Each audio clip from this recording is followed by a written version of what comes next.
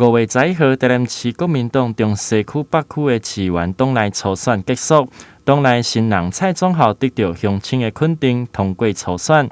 參選人12號佇咧黨部的門口感謝鄉親佇初選民調的大力支持，未來繼續努力佇基層，傾聽民眾的意見，努力打拼年底大選。謝謝我們鄉親朋友，還有黨內同志，還有我們的志工夥伴，還有各界人士，對我很重要的貴人，然後默默幫我拉票，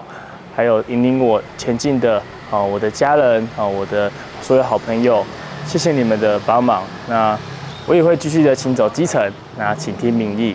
那不過最重要的是團結力量大嘛，所以我們大家的目標都一致，都是年底的大選，所以我也會盡快的去拜會我們的黨內初選的同志，那跟他們互相請益。參選人同時嘛要感謝國民黨對少年人的支持，還有優秀的先輩謝龍介、羅志強等大家小挺甲協助，感謝大家願意讓少年人有機會為人民還有社會來付出貢獻。接下來會拜訪黨內當位參選人的先輩，請教市政交流，希望大家當團結尋求經濟支持，打贏年底選舉。台南新聞劉品言採訪報道。